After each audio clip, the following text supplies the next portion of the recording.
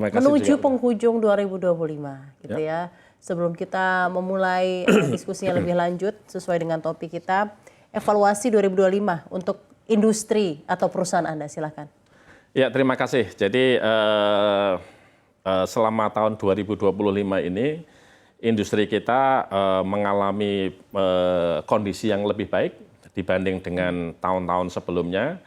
Nanti mungkin kita bisa diskusikan bahwa mungkin hampir selama 5 tahun, apalagi setelah pandemi, industri perunggasan mengalami suatu kondisi, ya seperti yang disampaikan oleh Pak Sugeng tadi, kita mengalami suatu hal oversupply, di mana peternak kita yang menjadi ujung tombak dari industri obat hewan mengalami situasi yang kurang kondusif untuk bisnisnya, yang sehingga itu berdampak kepada industri-industri yang mendukung peternakan tersebut. Nah, syukur alhamdulillah khususnya mungkin dalam 2-3 bulan terakhir situasi bisnis, situasi usaha sudah membaik. Peternak-peternak kita sudah mengalami situasi, suasana yang boleh dibilang secara bisnisnya menguntungkan begitu. Nah, sehingga ini menjadi harapan bagaimana kita bisa menyambut tahun depan dengan lebih baik. Sekarang mengenai program makan bergizi gratis, program prioritas kepemimpinan Presiden Prabowo Subianto sudah berjalan hampir setahun, ya Pak ya. Itu impactnya seperti apa Pak ke di industri atau perusahaan Anda? Karena kita ketahui juga ya Pak ya, sudah lama sekali industri peternakan ayam Indonesia bertahun-tahun menghadapi fluktuasi harga dan oversupply. Betul. Apakah MBG jadi game changer untuk industri Anda? Ya, terima kasih. Jadi boleh dibilang memang itu menjadi harapannya kita. Ya, kenapa kita bilang menjadi harapannya? Karena saat ini mungkin kita untuk program MBG sudah mencapai 50 juta lebih penerima manfaat, yang artinya untuk mencapai target 82 juta penerima manfaat ya mungkin tinggal beberapa bulan ke depan. Nah, yang artinya juga bagaimana program ini bisa menjadi penopang food and agri products untuk menjadi pertumbuhan baru. Nah, kami di sini ingin menyoroti 2 hal ini. Nah, yang pertama memang kita berada pada situasi yang disebut dengan oversupply.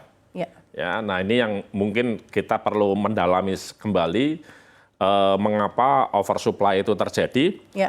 Ya, jadi sebenarnya saya agak kurang setuju kalau dianggap oversupply, karena kalau kita lihat konsumsi per kapita produk unggas kita adalah tergolong yang terkecil di ASEAN, Bu.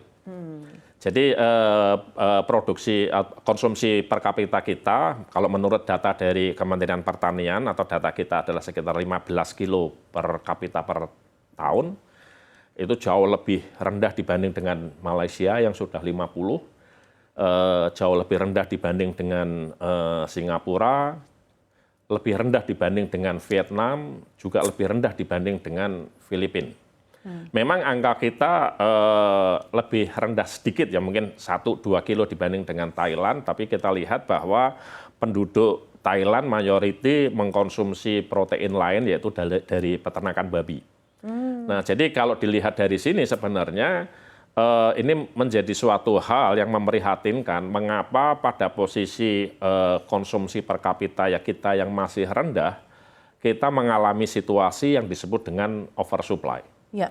Jadi saya setuju juga bahwa permasalahan oversupply itu bukan karena situasi bahwa kita kelebihan produksi, tapi memang lebih dikarenakan persoalan distribusi. Ya, jadi distribusi karena dari sisi lokasi, jadi produksi perunggasan kita masih sangat terkonsentrasi di Jawa. Ya. Jadi Jawa dan Sumatera itu mungkin mengkontribusikan 70% lebih dari produksi perunggasan kita. Yang artinya pulau-pulau lain masih sangat tertinggal. Ya. Baik. Dan yang kedua adalah distribusi dalam hal income. Ya, jadi walaupun konsumsi kita itu 15 kg per kapita per tahun, tapi kalau kita double klik, mungkin teman-teman yang memiliki income $8.000 per tahun itu Iya. mungkin sudah mengkonsumsi sama dengan teman-teman di Malaysia atau di Singapura. Ya. Nah, ini yang menjadi dilemanya. Oleh karena itu memang kami berharap program MBG itu bisa memeratakan kedisparitasan ini. exactly. Ya, baik itu dari sisi lokasi maupun dari sisi pendapatan. Yang Anda lihat selama setahun ini seperti apa dampaknya? Jadi gini, Bu. Jadi kalau kita lihat ya selama sebelum masa pandemi, ya mungkin konsumsi per kapita kita sudah hampir mencapai 15 kilo. Ya. Yang artinya boleh dibilang hampir selama 7 tahun ini konsumsi per kapita kita tidak banyak bergerak. Kalau instrumen yang biasanya saya pakai untuk melihat apakah industri peternakan ini tumbuh baik atau tidak, itu kita mereferensikan dari berapa sih jumlah produksi pakan yang dihasilkan. Ya. Karena dengan produksi pakan itu kita bisa melihat sebenarnya berapa situasi ataupun kondisi pertumbuhan peternakan ini. Mungkin pada tahun 2018, 2019 ya sebelum pandemi, produksi pakan kita sudah 20 juta ton begitu. Waktu itu produksi pakan di Vietnam masih slightly lebih rendah dibanding dengan kita.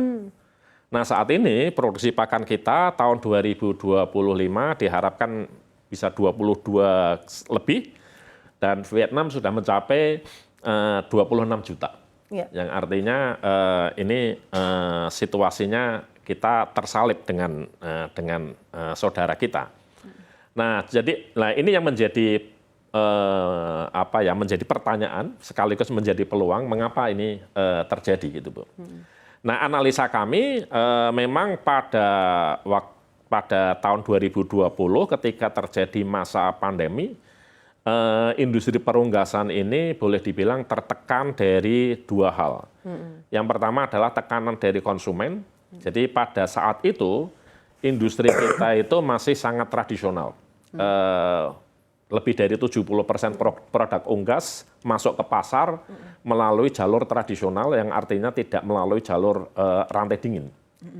Nah, sementara begitu masa pandemi itu kita tahu bahwa pasar-pasar tradisional eksistensinya agak berkurang begitu, sehingga ini yang dihadapi oleh kami adalah bahwa industri kami mengalami disrupsi di dalam rantai pasok. Nah, kemudian memang berkah dari pandemi itu industri ini mengalami percepatan transformasi yang lebih cepat untuk mencapai rantai dingin. Nah, itu yang akhirnya kita masuk kepada suasana ataupun situasi rantai pasok yang lebih modern.